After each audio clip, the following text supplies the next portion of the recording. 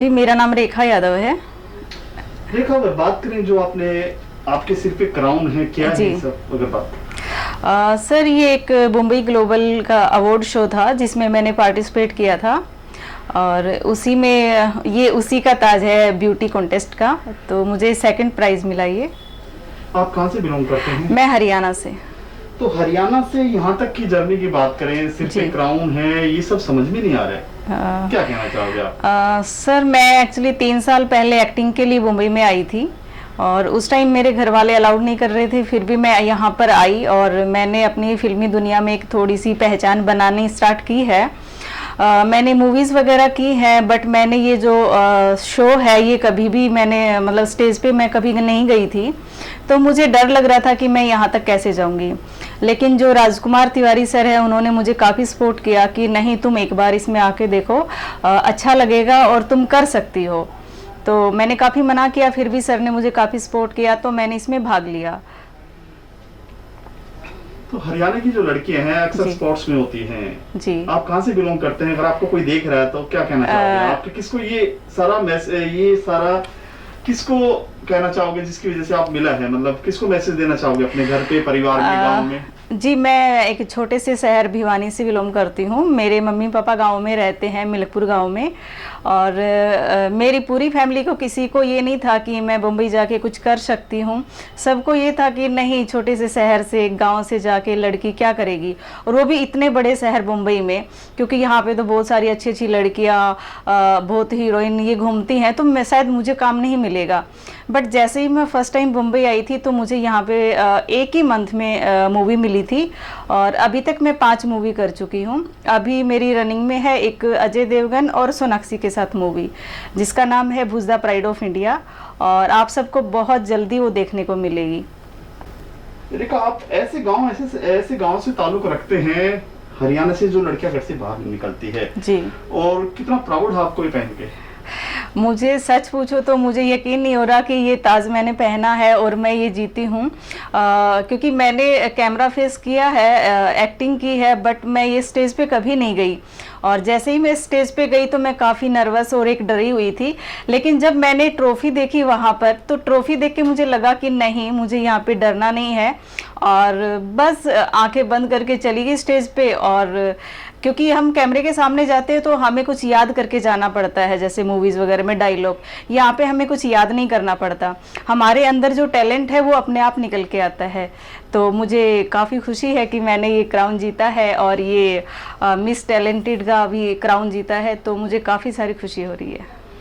हरियाणा से यहाँ तक की जर्नी की अगर बात करें, जी, ये जो आपने क्राउन पहना है, जी जी, कभी गांव में आपने सोचा था कि मैं मुंबई आकर ये क्राउन? नहीं, कभी सपने में भी नहीं सोचा था। एक्चुअली मैंने एक्टिंग में भी नहीं सोचा था कि मैं इतना जल्दी इतना काम कर लूँगी, और क्राउन का तो मैंने कभी भी नहीं सोचा था। 10 दिन पहले भी नहीं सोचा था कि मैं ये जीत पाऊँगी। एक्चुअली ये शो से पहले जब हमारी 2 दिन ग्रूमिंग चल रही थी तब भी मुझे विश्वास नहीं था कि मैं ये जीत सकती हूँ, और आज ये मेरे सर पे है तो मुझे काफ़ी मैं बता नहीं सकती कि कितनी खुश हूँ। और मेरे हिसाब से जो मेरे जहाँ गांव है, जहाँ से मैं आई हूँ, वहाँ पर आज तक किसी ने ये नहीं जीता है। सारा जो मुंबई की अगर बात करें जी, कैसे आपको मिला ये? मुंबई मैं जब से आई हूँ तब से राजकुमार सर को मैं जानती हूँ, और उन्होंने पिछले साल भी बोला था मुझे कि रेखा तुम इसमें पार्टिसिपेट करो, बट मैं डरती थी, मैं नहीं आना चाहती थी। मैंने कहा नहीं सर, मैं ये नहीं कर सकती, मैं एक्टिंग में ही ठीक हूँ, मैं स्टेज पे नहीं जा सकती। तो 2 साल से सर मुझे बोल रहे थे कि तुम आओ, लेकिन मैंने मना किया। बट अब की बार सर ने मुझे काफ़ी बोला कि नहीं, अब की बार तो आना पड़ेगा। तो बस मैं फ्री थी तो मैंने इसमें पार्टिसिपेट किया, और सर ने मुझे काफ़ी सपोर्ट किया कि तुम डरो मत, ये वो। तो आज ये मेरे सर पे आप ताज देख रहे हैं, ये सारा श्रेय राजकुमार सर को जाता है। तो कहीं ना कहीं और लड़कियों के लिए काफी प्रेरणा है ये, जी, जो गांव में खेतों में काम करते हैं, घर में रहते हैं, घर से पर्दे में रहते हैं, घूंघट में रहते हैं। जी बिल्कुल। हाँ। जहाँ से मैं आई हूँ वहाँ पर भी अभी तक भी घूंघट करके रहती हैं लड़कियाँ। घर से बाहर जैसे ही लड़कियाँ जाती है तो दुपट्टा सर पे रखती हैं। हाँ। और उनको कोई भी परमिशन नहीं होती कि वो घर से बाहर जाएं, छोटे कपड़े पहने, फ्रेंड में लड़कों को फ्रेंड नहीं बना सकती, उनको बिल्कुल भी अलाउड नहीं है घर से बाहर निकलना। लेकिन मैंने वो करके दिखाया है, क्योंकि मुझे खुद के लिए जीना है और मुझे मुंबई आके एक अपनी पहचान बनानी है ताकि लोग मुझे मेरे नाम से जाने। कहीं ना कहीं आपके अंदर एक चीज है जो आप बताना नहीं चाहते, हम पूछना भी नहीं चाहेंगे, तो वो चीज आप पीछे छोड़ के जी मुड़ के देखना नहीं चाहते हैं आप? जी बिल्कुल नहीं। मतलब दुनिया ने आपको कुछ गम दिया है, कुछ ऐसी चीजें हैं जो आप बताना नहीं चाहते, पर्सनल चीजें हैं? नहीं, ऐसा पर्सनल कुछ नहीं है, बट जैसे ही मैं मुंबई आई थी तो लोगों ने काफ़ी ताने मारे थे। अभी भी बोलते हैं कि मुंबई जाके क्या करती है, पता नहीं शूटिंग करती है या नहीं करती है, मुंबई बड़ी नगरी है, बड़ा शहर है, तो पता नहीं क्या करते। लेकिन मुझे कोई फ़र्क नहीं पड़ता। हाँ, पहले पड़ता था, मैं रोती थी जब लोग बोलते थे मेरे बारे में, लेकिन अब मुझे कोई फ़र्क नहीं पड़ता, क्योंकि वो मुझे खाने को नहीं देते, वो मुझे काम नहीं देते। तो मुझे अपना जो मेरी लड़ाई है ज़िंदगी की, वो मुझे खुद लड़नी है। मुझे किसी से कोई मतलब नहीं है कि मेरे बारे में कोई अच्छा बोलता है या बुरा बोलता है। लेकिन हाँ, एक बात मैं ज़रूर कहूँगी, अगर कोई मेरी बुराई भी करता है पीछे से, फिर भी मैं ये सोचती हूँ कि कहीं ना कहीं मुझ में कोई टैलेंट है, इसीलिए वो मेरी बुराई करते, इस बहाने वो मुझे याद तो करते हैं। लोग बाहर गांव से भाग कर आते हैं, छुप कर आते हैं, झगड़ा कर आते हैं, लेकिन ये उनके मुंह पर जो आपको ताने मारते थे, जिसको ताने कहते हैं, बहुत बड़ा तमाचा है। जी जी हाँ बिल्कुल। अगर वो मेरा ये वीडियो देखेंगे, उन्होंने अभी मेरा ये सर पे ताज देखा, तो काफ़ी उनको एक धक्का लगा होगा कि नहीं, रेखा ने ये करके दिखाया। तो मैं किसी को कोई साबित नहीं करना चाहती, क्योंकि मुझे आगे बढ़ना है और मैं बढ़ती जाऊंगी। मेरे रास्ते में कोई भी रुकावट आए या कोई भी पत्थर आए, मैं उनको पार करती जाऊंगी। मुझे किसी की नहीं सुननी, मुझे किसी का कहना नहीं मानना, तो और मुझे किसी से डर नहीं लगता। किस तरह की लड़की है रेखा? किस तरह की तो मैं क्या बताऊँ, मैं बहुत ही निडर हूँ। मैं एक्चुअली किसी से डरती नहीं हूँ। जो भी करना है, सही है या गलत है, मुझे अच्छे से पता है कि मेरी लाइफ में मुझे क्या करना है, मुझे आगे कैसे बढ़ना है, वो मैं करती जाऊँगी।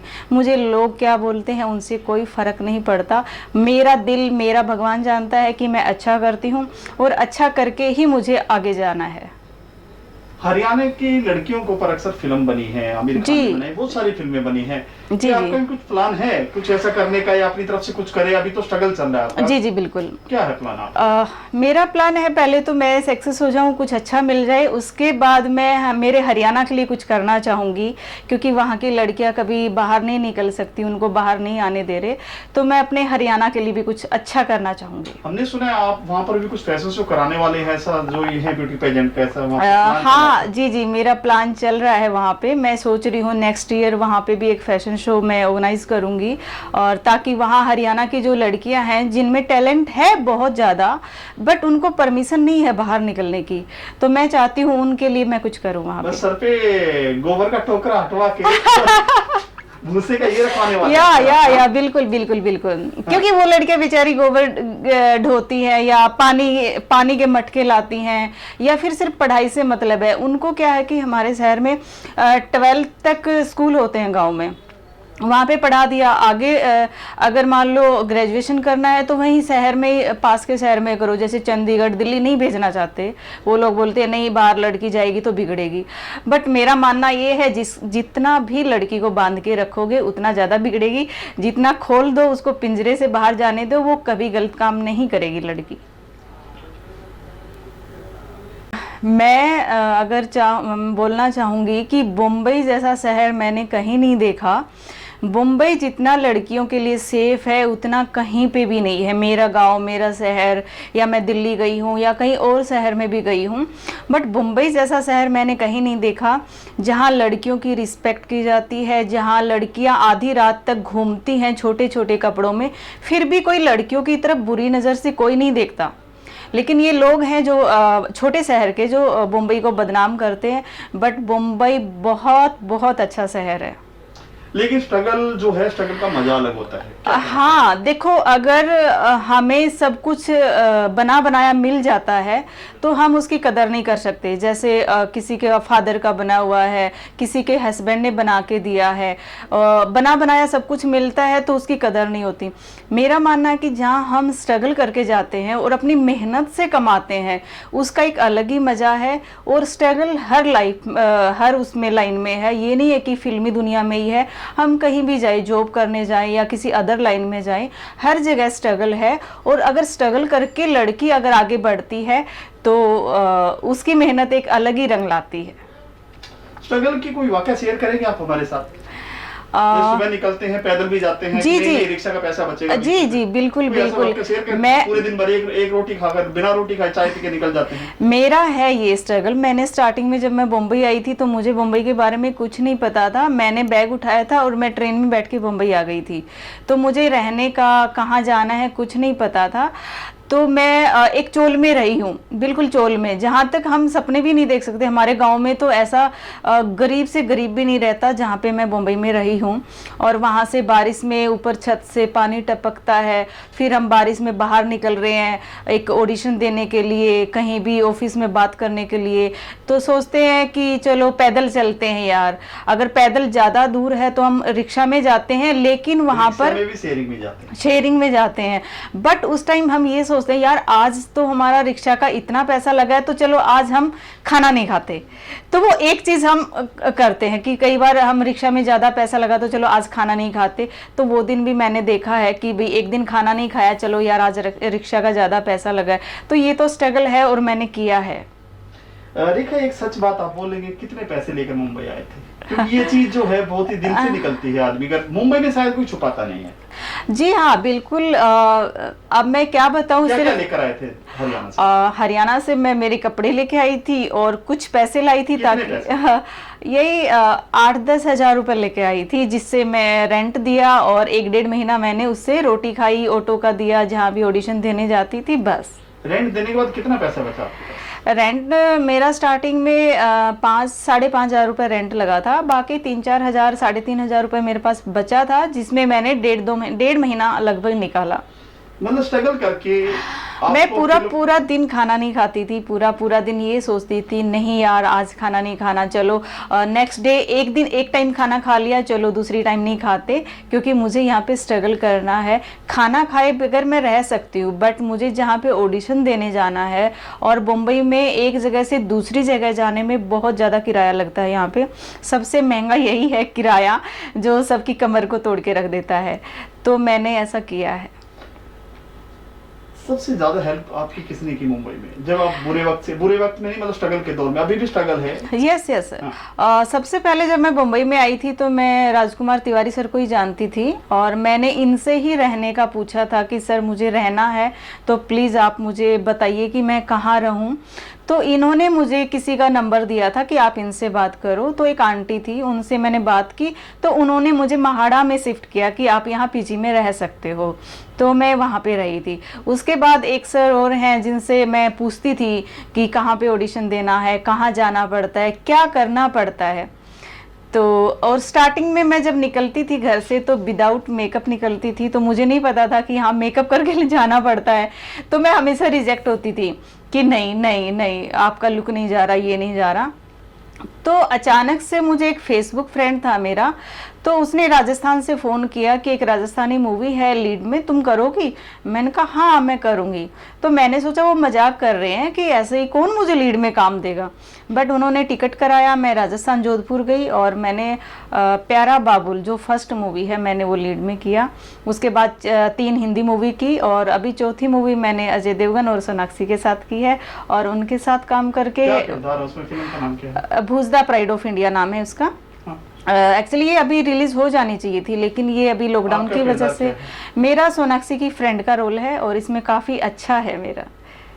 मतलब गांव के लिए काफी प्राउड की बात है जो आपको ताने मारते थे। अभी इंटरव्यू के दौरान आप किसको, अपनी भाभी को, माँ को, बहन को, किसको क्या मैसेज डेलीगेट करना चाहेंगे आप?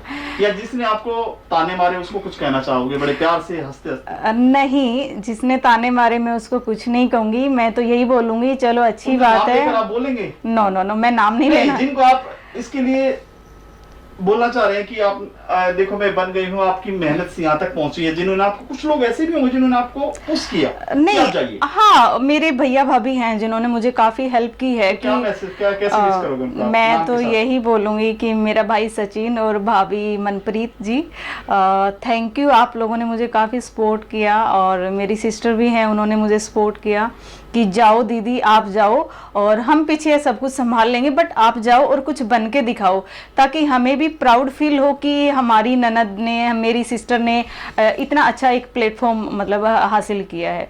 अभी भी वो बोलती है मुझे, क्योंकि मेरी फैमिली से कोई भी बाहर नहीं निकला है आज तक, तो अब जैसे ही मैं जाती हूँ शूट के लिए तो सब भाभी बोलती यार हम तो कभी फ्लाइट में नहीं बैठे और आप फ्लाइटों में घूम रहे हो। कहता है दीदी आपका लक अच्छा है, और मैं चाहती हूँ कि उनकी दुआ और उनका प्यार हमेशा साथ रहे और मैं ऐसे ही घूमती रहूँ और काम करती रहूँ। मुंबई एक सपनों का शहर है, क्या जी। सपना लेकर आए थे आप? सपना मेरा कुछ ज़्यादा बड़ा नहीं था, बट ये था कि मेरा एक नाम कमाना है मुझे, ताकि लोग सिर्फ मेरे नाम से जाने। अगर नाम बना तो पैसा अपने आप आएगा। तो मुझे मेरा एक ही सपना था कि मुझे अपना एक स्टैंड लेना है, अपना नाम कमाना है मुंबई में, ताकि लोग मुझे, क्योंकि इंडस्ट्री में एक ही हीरोइन है रेखा, और सेकंड शायद रेखा यादव। जी। और अपना आइडियल किसको मानते हैं मुंबई में कि उसको देखकर बड़े होते हैं, या फिर उसकी तरह चलना, बातें करना उसको? मैं एक्चुअली रेखा को ही फॉलो करती हूँ। रेखा जो मैम है, मैं उनको काफ़ी पसंद करती हूँ, और उनका जो लुक है मुझे सच में वो बहुत बहुत अच्छी लगती हैं। इस क्राउन की क्या वैल्यू है? चाहे तो कुछ कीमत नहीं है, लेकिन इसकी वैल्यू देखिए, किसी की कीमत से हम किसी चीज़ का मोल नहीं लगा सकते, बट जिसके ये सर पे आ जाता है उस इंसान की कीमत अपने आप ऑटोमेटिक बढ़ जाती है। तो मेरे लिए इस क्राउन की कीमत बहुत बहुत ज़्यादा है, जिसकी मैं शब्दों में बयान नहीं कर सकती। तो मैं काफ़ी प्राउड फील कर रही हूँ इसको पहन के।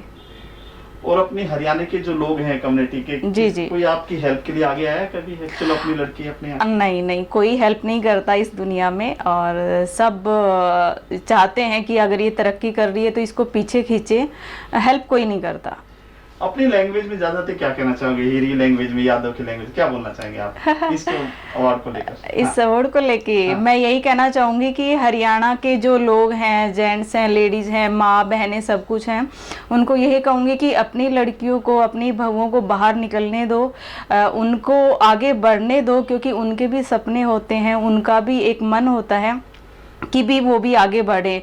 तो जैसे आज मैंने एक क्राउन जीता है, वो भी जीतेंगी, वो भी ट्रॉफी लाएंगी, क्योंकि जब ट्रॉफी और एक क्राउन सर पे आता है ना, तो बहुत ज़्यादा प्राउड फील होता है। क्योंकि हम लड़की हैं इसलिए नहीं, लड़के हैं तो बाहर जाने देते हैं, लड़कियां हैं तो उनको घर में बांध के रखते हैं। क्यों? वो भी जीना चाहती हैं, उनको भी हक है जीने का।